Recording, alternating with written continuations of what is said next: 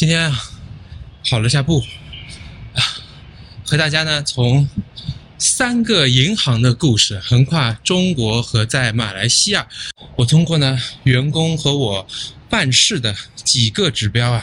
和大家来分析一下两地银行有什么不同。那为什么是3个银行呢？我分析的是哪些指标呢？它为什么又可以说明在马来西亚从来没有人提到过的一些优势让老王我来说给你听。顺便呢，经常有一些关于中国金融的各种说法吧，我们不说谣言，那我亲自验证了一下，我也来分析给大家听。我先来说2个在中国的银行的比较，一个呢是一个国有的大行，叫农业银行，简称农行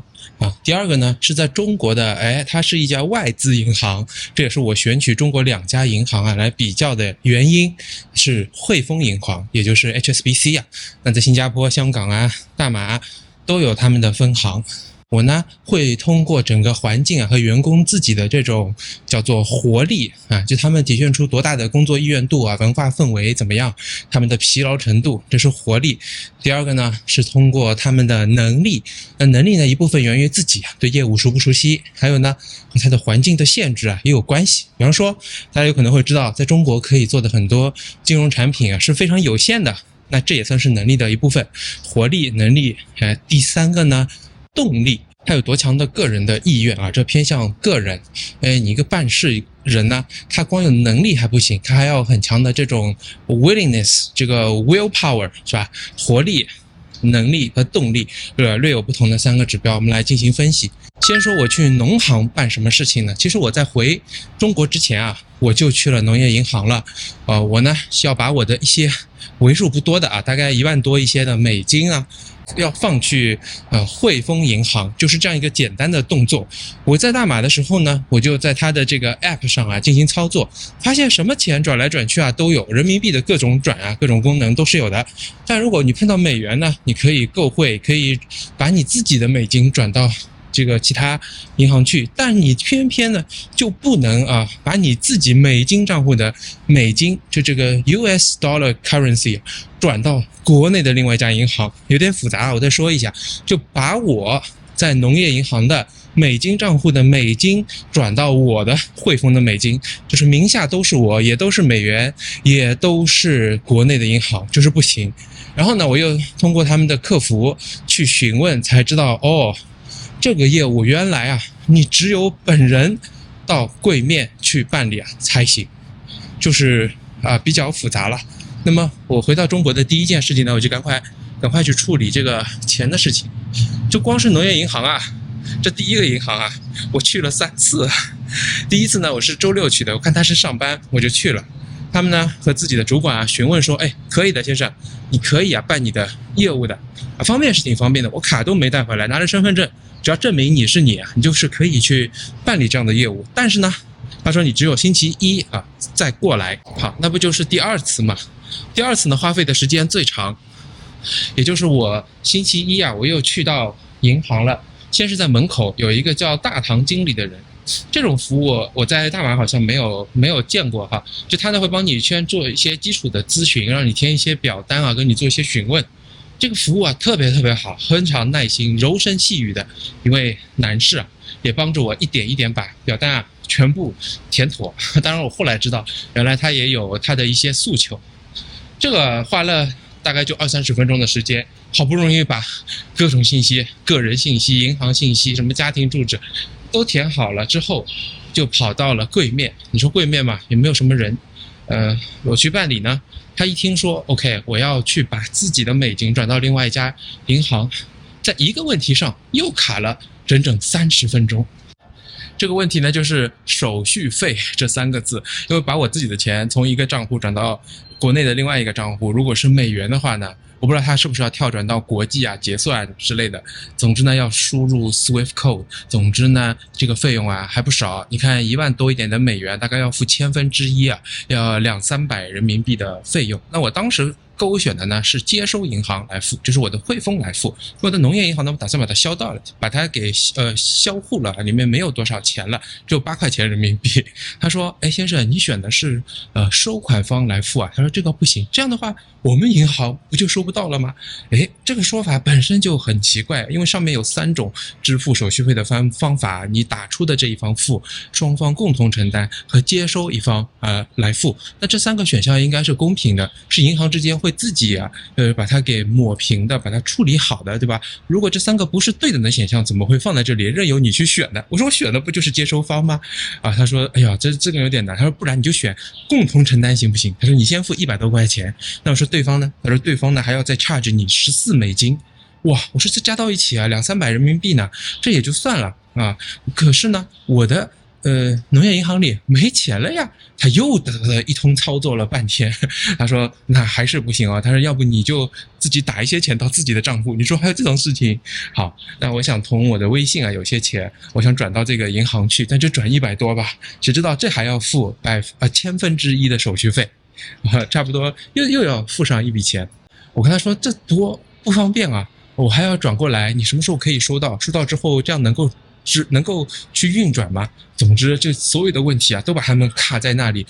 最顶峰的时候他们所有银行的员工都聚到一起，头碰头，有些站着，有些坐着，在那边研究这个问题还有一个人身上写的叫内部行长，那应该是比较资深的，还有3位客户经理就一起研究，就这么整整搞了30分钟。我说算了我咨询了汇丰，他跟我说你就把现金给取出来吧，取出来你带到汇丰去存，那么就可以搞定这个问题，好吧？我说你取钱好了，没想到取钱也有问题他说我们银行今天只有9000多美金，而且呢，如果你取大额的话呢，提前通知银行。然后首先我觉得这1万多块钱不算是大额，再说呢，他的业务上也没有提醒我你要提前告知要来取钱，好吧？那我只能取了一个零数9000多，我一个人一早上礼拜一，而且是就把银行的钱给取完了，你说我厉害吧？那还有呢，也有中国的外汇的限制，就每天你存和取只能是最多1万美元，一年呢也只能是5万美元你去结汇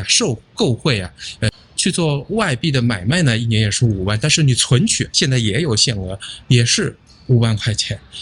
还要写一堆的目的，外汇风险的告知，要签名，要不停的输密码验证。哎呀，这个非常麻烦，所以我这一天就是第2次跑去农业银行。第3次呢，就是第2天我又去了，我把剩余的几千块钱取出来，顺利的办完。这农业银行就通过咨询又跑去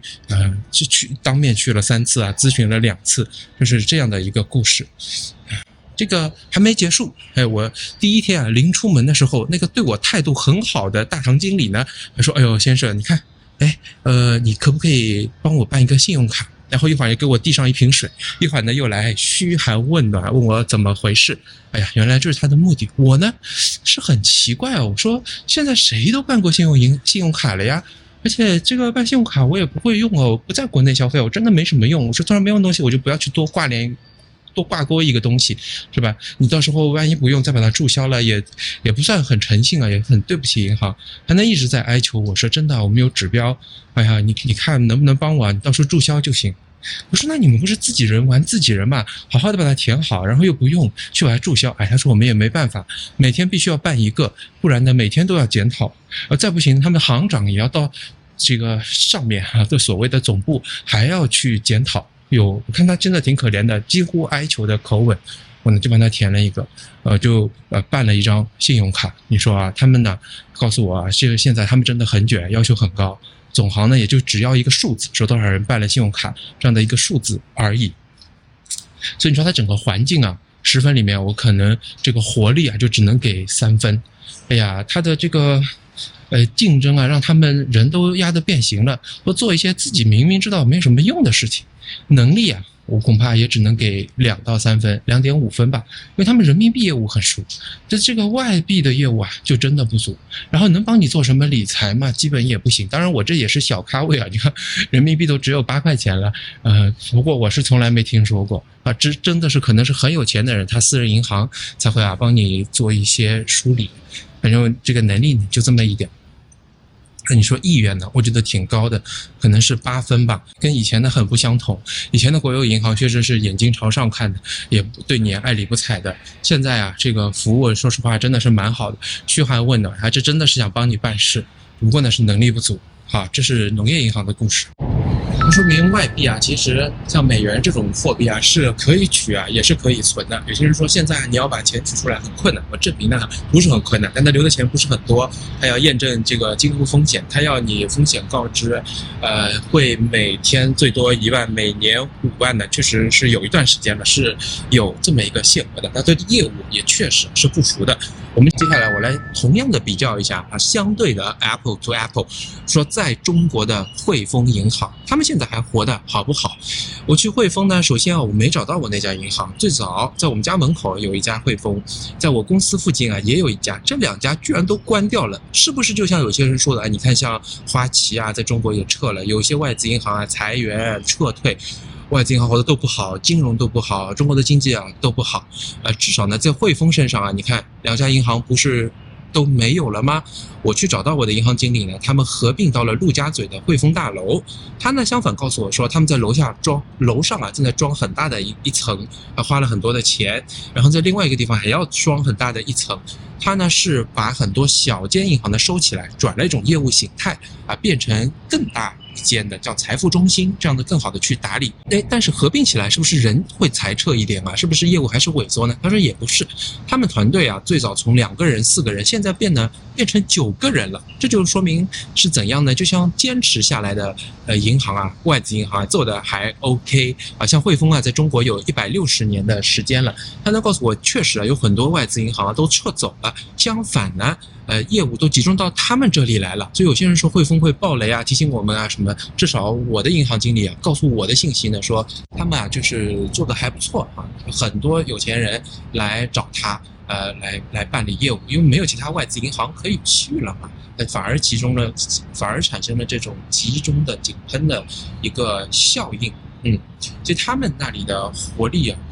这个程度呢还 OK 哦，等下来给他打1分。我先来说办业务那是没有问题，他们只是要提醒你一下，你存款单有没有带，因为超过1万要存钱的话呢，你需要有当时取钱银行出来的存款单啊，那么你是可以把它给存进去的，比取款要简单一点，取款每天上限是1万，当然也要核实。这让我觉得也挺有趣的。他说先生，你为什么要取现过来？我说对方因为搞不定搞不懂啊。那同时呢还要问你说，那你这个钱做什么用？我说我自己只是拿来理财，所以我要存到你的这个银行来。然后还要问，说当初还记得吗？你这个钱是怎样赚来的？我说当初就是我自己买的呀，这些都要问，然后生成一张小纸条，自己还要签字。所以取出有提醒你外汇风险，存进去呢又要做出一些承诺。存钱是很简单的，而且呢，银行经理呢跟我家常聊了以后呢，他又跟我推荐了许多的理财产品。你看外资银行在中国呢，它可以理财的东西啊就比较丰富。你知道啊，像那种非常有钱的人啊，他说他们现在做人民币的一些理财没有太好的产品啊。现在强推的一个产品就是一个复利你猜是多少？2.5啊，正常的那种汇率啊，国债啊都是1%点几的那种固定收益的产品，就真的是没有太多理财的空间。他也说，哎呀，这实在是没有办法和你在马来西亚的这些做其他外资的去理财。不过呢，它是一个外资银行，它还有蛮多其他的产品，他又跟我推荐一个 JPM 的，就是 JP Morgan 的一些做美元的股票和债券的理财产品，那个就收益率啊就还是不错的。所以你看外资银行它可以理财的东西啊相对多一点，但是核心的人民币业务也会受制于中国的人民币的环境啊并不是很好，同时呢也受制于人民币并不是一个自由流通的货币，所以它能做的事情啊也不是很多。那办事能力相对就强一点了，我可以给到它一个7分了。那它帮助我的意愿啊也是蛮强的，只不过希望我买一些它的产品啊。之前我通过在微信啊通过电话去找他们都非常的帮我忙哈，然后也非常有效。个人的动力上面，我也可以给他打上一个8分，那就明显的你看是要比在中国的农业银行这个国有行就会高很多。那活力我为什么有些犹豫啊？我刚说还会再谈一下。他告诉我呢，虽然业务啊是有扩大了，但他们现在也很卷，就是竞争啊也很厉害。那汇丰呢，和他原先待过的渣打这些很激进的银行比起来，不是那么这个追着 KPI 跑的，不是那么的竞争激烈的。他以前在渣打的时候说，他们老板让他们要比对面的房地产公司，就是卖房子的销售，下班都要晚，每天都要到8点、9点、10点。他正因为想要追求 peace 一些哈，然后来到了汇丰银行。没想到呢，因为有刚才讲的这个效应，外资行的人过来，中国的国有的啊那些还有中资的银行啊，活的呢也不是那么好，也都跳槽到这里来，为了证明自己。他说他们很拼很卷，他们也是有考核的，那么就把这个考核的难度把逐级提升了，这是他们很卷的原因，和环境啊也有关系。他们坐在这个小房间跟我聊，都有摄像头监控，你不能给客户虚假的过多的承诺，不能违反各种 compliance 的要求、监管的要求。所以他说我们像活在监狱一样的，所以他的这个活力呢，我大概只能给一个6分，看得出他还是很疲惫的，竞争压力啊很大的。这是一个在中国的汇丰银行第2家，但是呢，至少证明啊，也不是所有的外资银行啊都不好，或者说汇丰不好。从我获得的信息来说，汇丰挺好的，也有外资银行啊获得挺好的，算是对某些说法的一种纠正和验证吧。那么我们现在就来看大马的银行，你看，同样我是小咖啊，我觉得在大马的至少我在 UOB 哈，因为在大马的那些国有银行，我们以前办公司的账户的时候。因为在大马的一些大牌的本土的银行 Maybank 啊 Public 啊，我们去办公司业务的时候啊，就发现对我们这种小众的业务，外国人想要去开一个公司啊，他不是很熟，也没有什么太好的设施和服务啊。那至少在 UOB 啊，我的感觉是很好的。我的客户经理啊，就是非常热情，而且办事的能力啊也是很好的，意愿也很不错哈。像我举一个例子，我们最近小孩子交学费哈，那我需要转一些这个其他的币种的钱到马币，我跟他在 WhatsApp 上说了一下，他很快啊跟我确认以后说 OK 啊，Mr. William 啊，我给你打2个电话。一个电话呢是他打过来的，核实我的信息，然后他们 operation 的团队呢再跟我打一个电话，核实这个客户经理也传递给他的信息，还有我的个人信息之后呢，这个业务就办了。我没有很繁琐的去输密码呀，我也没有说要被告知一系列的风险啊，我要签署什么东西受到多少金额的限制啊。当然我知道哈，在大马的银行外汇的限制其实是高过新加坡的啊，我有过这样的经历。但是好在别人服务好啊，你只要验证一下，好在有人帮你追着把事情办掉，就好很多了吗？再说平时啊，像如果你要办一些其他的业务，银行的理财产品可以说是非常多的，它可以帮你买到全球一些主要币种的，像国债啊，他们的理财产品，它自己银行也会推出结构性的 structure 的 investment 这种理财产品，它也有自己的 unit trust， 在 app 上就可以买，费率也很低啊。同样的一个基金哦，我看在中国你要付3%的费率，那 UOB 呢最近就有优惠。这个费率很低，也没有年度的管理费用，银行经理呢还可以给到你这个很好的一些咨询推荐。平时我如果想了解一些啊，这个经理有时候甚至于可以约着在外面，在我比较方便的地方，带着他们的一些技术专家来和我去聊。这就是在大马的隐含好处。真的不是说多么有钱，相对的选对银行，稍微存一些钱，那么它就可以给到你提供非常精细啊周到的服务。你看它可以投资的理财产品啊很多，客户经理啊也是很专业的，我觉得他的能力我也可以给他打到8分了，甚至于9分吧，因为他可以理财的东西更多，这是给个人呢也加分了嘛。他的动力这个打分啊，主要是 UOB 的办事人员，他的这种 willpower 我觉得也有8分，是很快速的，很热情的，很有意愿来帮助你解决问题的。它的活力可能就有9分了。因为可以看到，UOB 好像也收购了一些银行，他们也是啊，活力满满的。他们一定也有自己的考核和压力啊。但我跟他们的聊天啊，平时沟通还蛮多的。我过年也给我的经理发红包，就从来没有听他们说过很卷、很压力啊，真的。我倒是反而还鼓励他，我说你啊，应该有空呢也去学一下 CFA 啊，我自己学习的经验对他专业技能的提升，对他自己啊在银行体系内啊向上去进步应该会有利的。我们有时候会聊一聊，这就是2个地方3家银行啊不同的比较，我们看到活力、能力还有动力都各不相同。大马呢是完胜。我总结一下，在大马的隐性好处就更容易你享受到多元的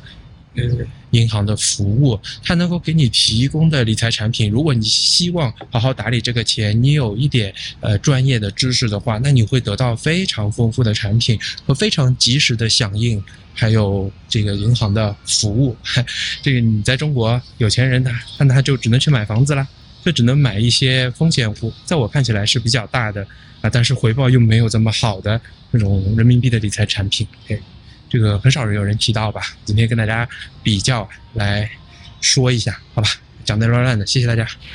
对了，有钱没钱啊，我觉得大家都要吃的好一点啊，吃的是用真正的好的原料，没有什么添加的。王太最近跟我开玩笑说，我们家的肌肉产品现在可以叫6无了，无生长素，无什么荷尔蒙，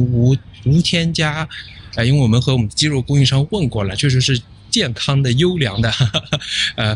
连科技狠活都没有吃过的鸡，然后我们自己呢又无油炸、非冷冻的，